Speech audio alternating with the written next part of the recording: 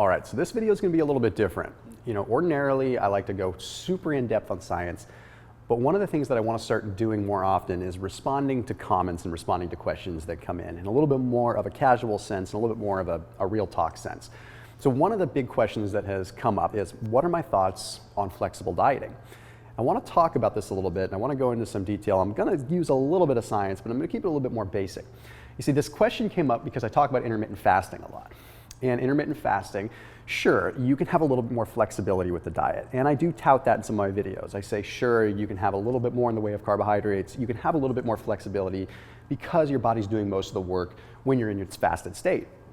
But the thing is that flexible dieting as a whole is an entirely different story. You see, flexible dieting kind of came to be from the CrossFit community mainly. The CrossFit community was big in paleo, but then they kind of got into a lot of the flexible dieting world, which nothing against CrossFit whatsoever. I'm just giving you sort of the origin. And the idea behind flexible dieting was that it's going to simply be calories in versus calories out. And you've probably seen some of my videos on that before. I talk about calories in versus calories out and what is truly effective. Like, if you are in ketosis, do calories matter? If you're not in ketosis, do calories matter? Well, at the end of the day, yes, calories matter. You know, calories in versus calories out to an extent. But what we have to look at with flexible dieting is you had a lot of this combination of fats and carbohydrates. And whenever you have the combination of fats and carbohydrates is when you have the problem. So I talk about this with my clients from time to time. If you were to take something that is seemingly unhealthy, for this sake, let's make it simple and say let's say a gluten-free pizza. Okay, this gluten-free pizza has a gluten-free crust that by itself is not really that unhealthy, right? Maybe it's got some brown rice flour, maybe it's got some tapioca starch. It's not amazing, but it's not super bad by itself. And then on top of that, you have sauce, which is really not that bad. Then you might have some meat toppings, which aren't that bad by themselves. Then you have some veggies, which aren't that bad by themselves. And then you have some cheese, which I'm not the biggest fan of dairy, but if you're on a ketogenic diet, by itself, cheese is okay. So how come all of a sudden, once they're combined into one food product, does it suddenly become unhealthy? If you just take a step back, it doesn't make a lot of sense. Like, you're kind of like, wait a minute, why are all these individual food groups considered healthy until they're combined? Well, it all has to do with insulin. If you're spiking your insulin with a carbohydrate at the same time that you're taking in a fat, you're going to have a problem. You're going to have this fat that gets shuttled into storage because you've spiked your insulin. So that's exactly how it works. Same kind of thing with a gluten-free bun and a burger. Okay? By itself, that burger isn't that bad. But you combine it with the bun and all of a sudden you've got an issue again. So that's where the big problem with flexible dieting comes in, is you're skyrocketing and you're messing up your insulin levels. You're constantly having this weird fluctuation where your body cannot find homeostasis, which leads me into my next issue. With flexible dieting, you have this big fluctuation of insulin. You're never finding balance. One of the keys to getting your body in a position to actually lose weight is getting your insulin values nice and stable. Now, what I essentially mean by that is whether you're fasting, whether you're in ketosis, or whether you're on a slow carb, low carb diet. The whole perfect ideal is to have your insulin levels relatively stable throughout the course of the day. Now, with fasting, I will definitely say, you have a period of time when you break your fast and you have a spike in insulin. It's gonna go up a little bit. In fact, you wanna manipulate it, and I talk about that a lot. But for the most part, you're fasting and your insulin levels are nice and low and steady. I am not anti-carbohydrate. Let me put it this way. Carbohydrates are okay, but the problem is that it's extremely hard to keep your insulin levels stable with them unless you know what you're doing. So for most of the population, it's a lot easier to sustain life and to lose weight and change your body composition with a nice low-carb approach all the time. That's why I'm a big proponent of it. Okay, the other issue when it comes down to flexible dieting is the grandiose approach on this. We are creatures of habit by nature, which means you're going to find some foods that you like in a flexible dieting approach, and you're going to stick to those foods. And the problem is you end up having a major micronutrient deficiency there. So let's say you find a certain group of foods that you really like when you're flexible dieting, they fit within your caloric range, and you change your body composition.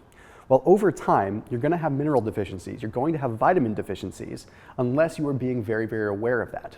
So I guess my biggest beef with flexible dieting isn't so much the fact that you're flexibly dieting, but it's the fact that it's the type of people that generally gravitate towards that. The type of people that are going to generally gravitate towards flexible dieting, I'm drinking tea by the way, So that's why I'm doing this, so that I can keep my brain going so I can talk. But the type of people that are generally doing flexible dieting are very green dieters. They're very new.